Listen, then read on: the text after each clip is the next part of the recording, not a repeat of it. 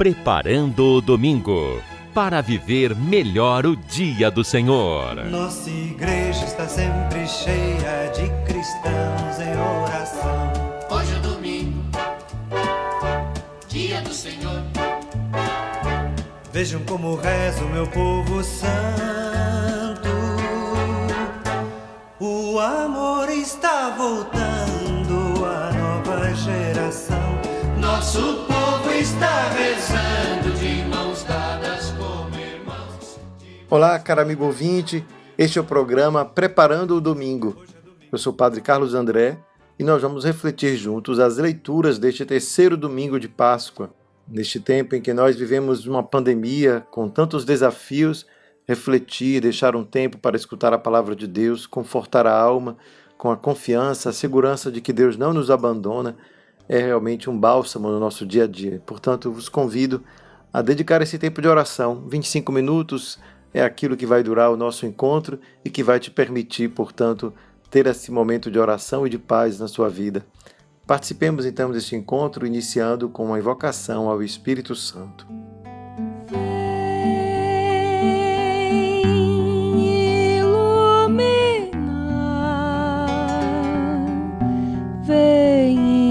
Inspirar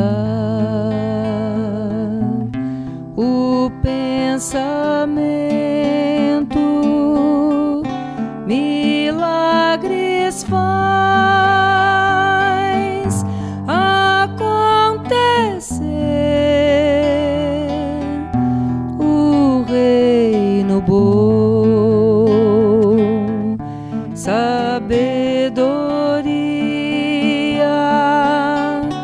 Ó, vem Espírito, língua de fogo, chama de amor, sopro de paz. Ó, vem Espírito, língua de fogo, chama de amor, sopro de paz, alma de Deus.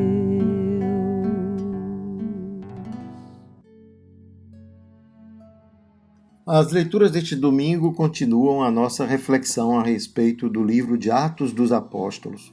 São os primeiros discursos, os primeiros anúncios de Cristo ressuscitado que ali se encontram. E hoje, nessa leitura, nós então encontramos Pedro, que se dirige ao povo e diz: o Deus de Abraão, de Isaque e de Jacó, o Deus de nossos antepassados, glorificou o seu servo Jesus.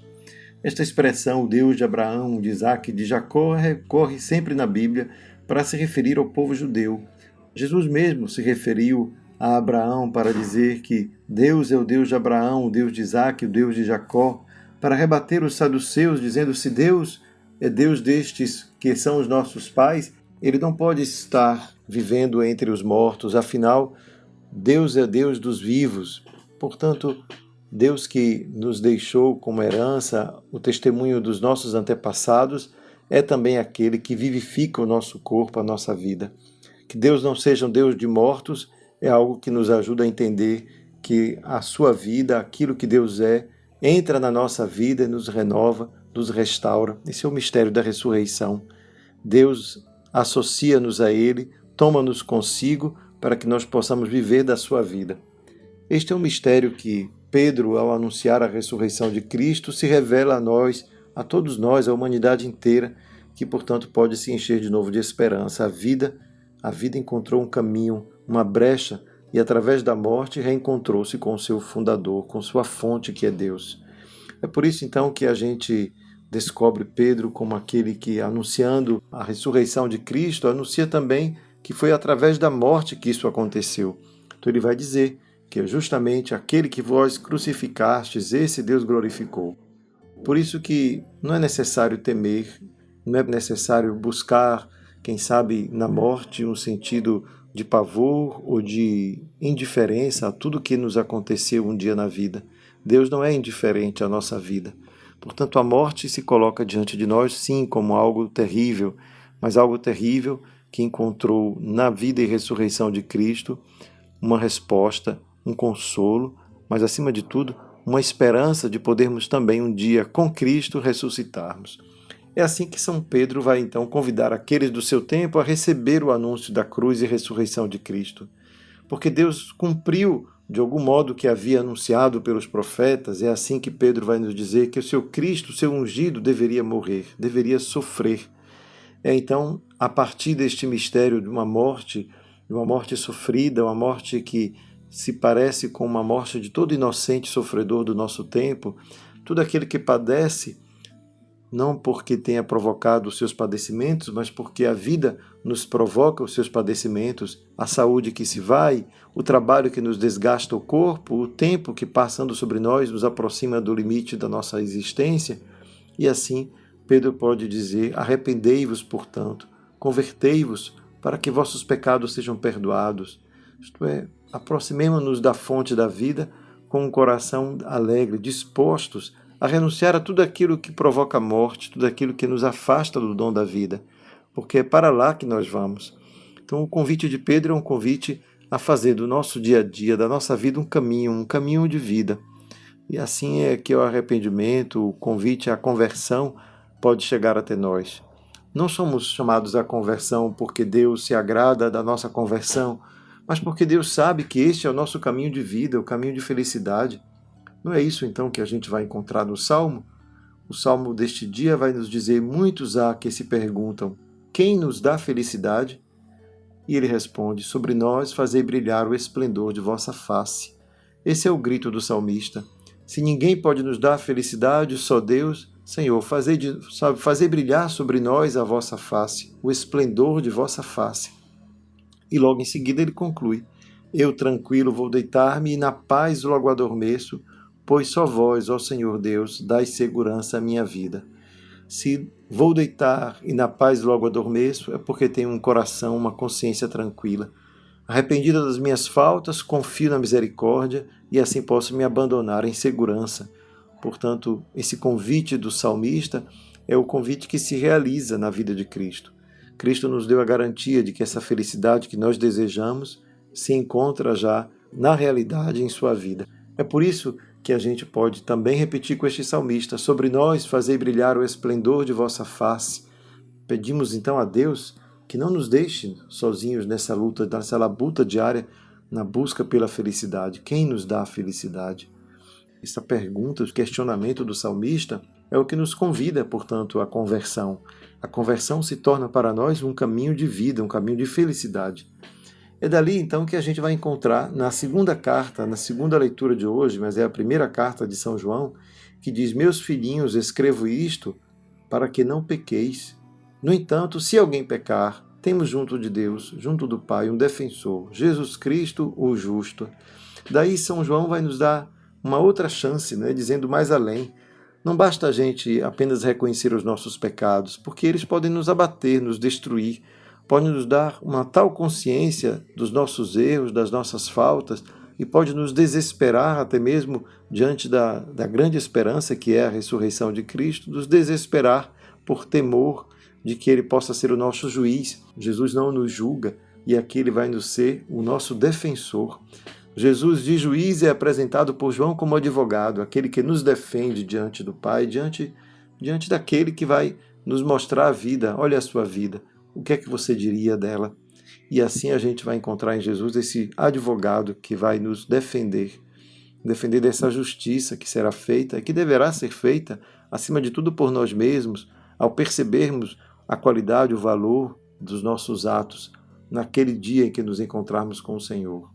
Por isso que São João vai nos recordar: se alguém diz, conheço a Deus, mas não guarda, não observa aquilo que Deus te pede de viver, é um mentiroso, a vida não está nele. São palavras de João, palavras duras, não é?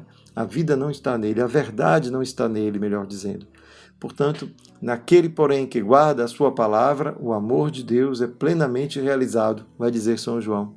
Guardar a palavra, guardar aquilo que Deus nos mostrou, nos ensinou como caminho de vida e felicidade. Quem guarda esse caminho de vida e felicidade pode dizer então que conhece a Deus porque observa os seus mandamentos. Quem não faz isso e diz que ama a Deus é um mentiroso. Fato tão fácil de nós compreendermos quando pensamos na vida familiar. Um filho que não obedece, não escuta os seus pais, pode estar trilhando um caminho de morte e não manifesta assim o seu amor, porque não é capaz de fazer sacrifício sequer para obedecer os seus pais, senão para defender, quem sabe, até mesmo a própria vida. Então, que o Senhor, que nos instrui desta maneira, a olhar para o futuro com esperança e modelar a nossa vida segundo esta esperança, é aquele então que vai nos anunciar pelo Evangelho que Cristo está ressuscitado em nosso meio. Aclamemos esta palavra.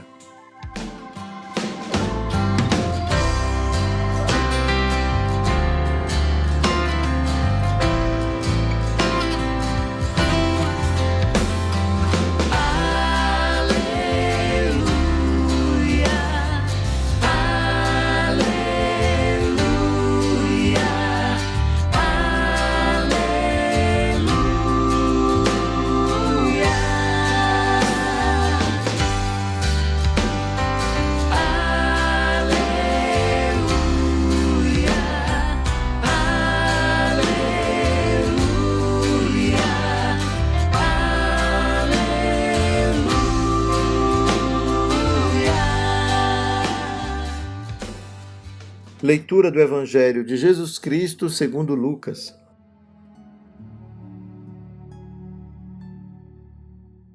Naquele tempo, os 2 discípulos contaram o que tinha acontecido no caminho e como tinham reconhecido Jesus ao partir o pão. Ainda estavam falando quando o próprio Jesus apareceu no meio deles e lhes disse: "A paz esteja convosco." Eles ficaram assustados e cheios de medo, pensando que estavam vendo um fantasma. Mas Jesus disse: "Por que estáis preocupados e por que tendes dúvidas no coração? Vede minhas mãos e meus pés, sou eu mesmo. Tocai em mim e vede. Um fantasma não tem carne nem ossos, como estáis vendo que eu tenho." Dizendo isso, Jesus mostrou-lhes as mãos e os pés. Mas eles ainda não podiam acreditar, porque estavam muito alegres e surpresos. Então Jesus disse: "Tendes aqui alguma coisa para comer?" Deram-lhe um pedaço de peixe assado. Ele o tomou e comeu diante deles. Depois disse-lhes: "São estas as coisas que vos falei quando ainda estava convosco. Era preciso que se cumprisse tudo o que está escrito sobre mim na lei de Moisés, nos profetas e nos salmos." Então Jesus abriu a inteligência dos discípulos para entenderem as Escrituras e lhes disse: "Assim está escrito: o Cristo sofrerá e ressuscitará dos mortos ao 3º dia, e no seu nome serão anunciados a conversão e o perdão dos pecados a todas as nações, começando por Jerusalém. Vós sereis testemunhas de tudo isso." Palavra da salvação. Glória a vós, Senhor.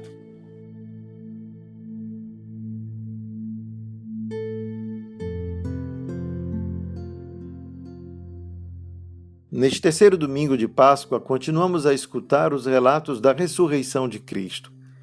Ele não apenas ressuscitou e apareceu aos discípulos, mas ele vai ao encontro destes discípulos manifestando esta nova realidade a qual ele pertence.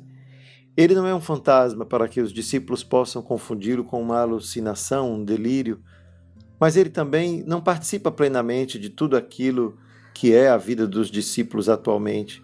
Afinal, ele diz: "Quando eu estava convosco", significa que ele não está mais presente a eles do mesmo modo. Ao mesmo tempo, essa é uma presença real. Ele pede um peixe para comer, ele come na frente dos discípulos. Mas a realidade é tão inacreditável que os discípulos continuam incrédulos a respeito de tudo o que veem. É por isso que também nós, depois de tanto tempo, ao escutar os testemunhos dos discípulos, precisamos nos situar no mistério da ressurreição de Cristo da maneira adequada. Cristo, ao ressuscitar, nos oferece um caminho de vida. Nos oferece uma verdade que pode ser palpável, tocar. Podemos tocar aquela realidade como quem toca as suas feridas, toca as suas mãos e o seu lado aberto. Esta presença de Jesus no meio dos discípulos, ela é tão palpável que a realidade mesma que eles viviam será transformada. Eles agora são chamados a anunciar a todo o povo o perdão dos pecados. O efeito da ressurreição de Cristo não foi apenas uma vida nova de alguém que repete aquela que já tinha antes. Cristo não volta a viver com os discípulos da mesma maneira. A sua ressurreição não é como aquela de Lázaro, que depois de ressuscitado volta ao convívio das suas irmãs e em seguida morre um dia. Jesus não morre mais. A sua ressurreição é real, é palpável, mas ela estabelece entre os discípulos e ele uma certa distância. Jesus não está mais no meio deles como estava antes, e ao mesmo tempo agora é Jesus que os envia definitivamente para não mais voltar a enviar. O seu envio significa anunciar o significado da sua morte e da sua ressurreição. Se ele ressuscitou, é porque o pecado, símbolo da morte, ou melhor, a morte que é símbolo do pecado, a morte que significava, portanto, a consequência, o salário do pecado, como vai dizer São Paulo, já não mais tem poder sobre Jesus. Então, o peso do pecado, que era a morte, foi retirado por Jesus e, portanto, podemos anunciar o perdão. Arrependei-vos, porque o perdão agora está disponível. Se antes não era possível o perdão, o arrependimento era inútil. Mas se pode ser perdoado os meus pecados, então eu posso arrepender-me com confiança, posso buscar uma vida nova, posso estabelecer dentre mim e o ressuscitado uma relação de intimidade, porque conheço que ele não mais é aquele que me julga a partir dos seus atos, mas é aquele que me acolhe como um defensor, é aquele que me acolhe e me convida a uma vida nova. É assim então que o arrependimento e o perdão que Jesus anuncia é um resultado próprio da própria realidade da cruz e ressurreição de Cristo. Assim como em São João, Jesus sopra o Espírito e diz: os pecados a quem perdoardes estarão perdoados. Aqui encontramos Jesus que diz a Lucas, através de Lucas, que nós todos devemos então acolher o perdão, acolher a sua ressurreição como um caminho de perdão, de reconciliação. Esta é a palavra que nos nossos dias temos tanta necessidade de repetir. Caminhos de reconciliação, precisamos construí-los, precisamos descobri-los na nossa vida familiar, nos nossos amigos, saber das nossas fraquezas e limites, que podemos ultrapassar os limites em alguns momentos na convivência. Podemos tantas vezes não nos entendermos, mas é preciso criar pontes, criar ocasiões de reconciliação. Essa é a mensagem do ressuscitado. Entre nós cristãos, precisamos construir pontes de reconciliação. No nosso diálogo com os nossos irmãos, buscar aquilo que nos aproxima, anular as palavras venenosas com palavras de caridade, ser capaz de acolher aquele que nos contradiz com um desejo sincero de fazê-los ser capazes também de comungar com uma fraternidade que ultrapassa os nossos limites humanos de compreensão sobre a verdade. É tão difícil alcançar a verdade sobre tantas coisas, quanto mais sobre Deus. Por isso é inútil discutirmos neste nível com qualquer um dos nossos irmãos. Discutamos sobre como podemos nos rivalizar na caridade, como nos pediu São Paulo. Rivalizai-vos na caridade e no amor. Que seja esse o critério do nosso diálogo com os nossos irmãos. Antes de ter razão, queiramos buscar ter paz e amor uns com os outros. Queiramos que a vida do ressuscitado de fato esteja já enraizada na nossa, de tal modo que não vale a pena nenhuma divisão entre nós, porque se Cristo ressuscitou, todos somos configurados no seu amor como irmãos, como filhos adotivos do Pai. Que o Senhor, portanto, que nos deu a vida e que agora nos dá de novo a vida, renovando-a pela ressurreição do Senhor, de Cristo, seu Filho, nos faça também ser capazes de viver neste tempo em que nós estamos, com serenidade e com coragem.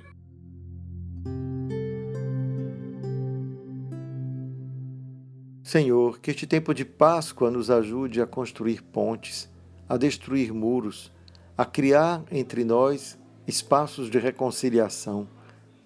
Que a nossa palavra seja sempre uma palavra dialogante, que seja capaz de entrar em comunhão com o outro, de escutá-lo, de colocá-lo diante de Ti como um filho amado que também espera por conversão.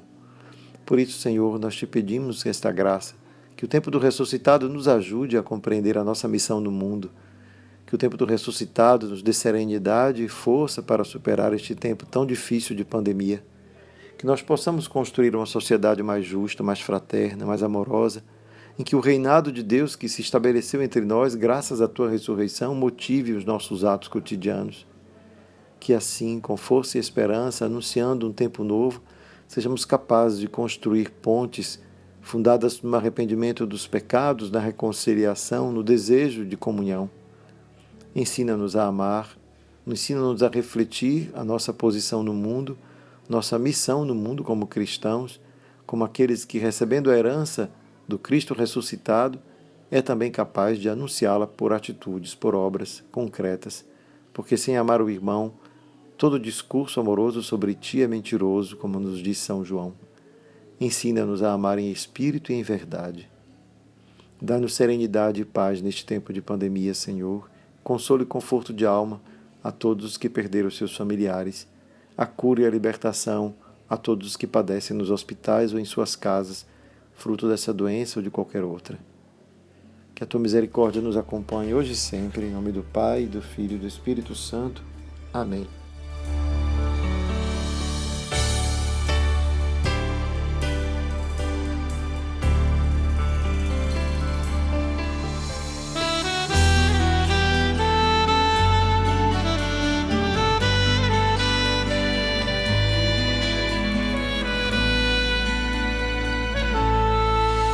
Desolados andavam dois pelo caminho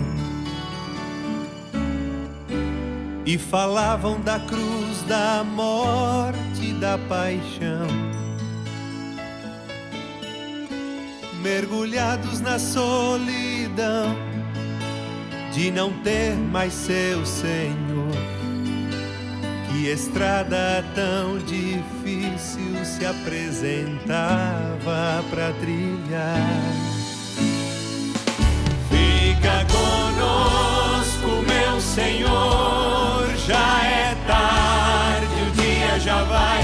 Fica conosco, meu Senhor, e então teremos paz. Fica conosco, meu Senhor, já é tarde, o dia já vai. Fica conosco, meu Senhor, e então teremos paz. Um estranho aparece e se põe a andar com eles. Não reconhecem nem sabem ao certo de onde vem. E a pergunta que ele faz o surpreende ainda mais. Você é o único estrangeiro que não sabe o que aconteceu. fica conosco, meu Senhor, já é tarde, o dia já vai. Fica conosco, meu Senhor, E então teremos paz. fica conosco, meu Senhor, já é tarde, o dia já vai. Fica conosco, meu Senhor, E então teremos paz.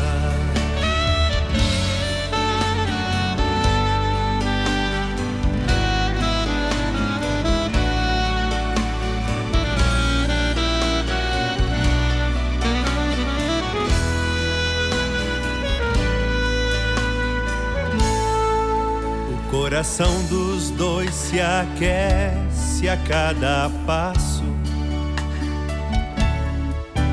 quando atentos escutam tudo que ele diz. Ao chegarem a Emaús, já correndo vão voltar, pois ao repartir o pão viram que ele era o Salvador. fica conosco, meu Senhor, já é tarde, o dia já vai. Fica conosco, meu Senhor, E então teremos paz. fica conosco, meu Senhor, já é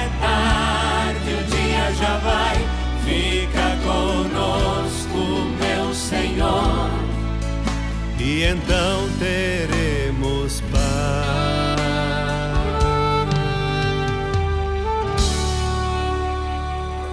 Preparando o domingo para viver melhor o dia do Senhor.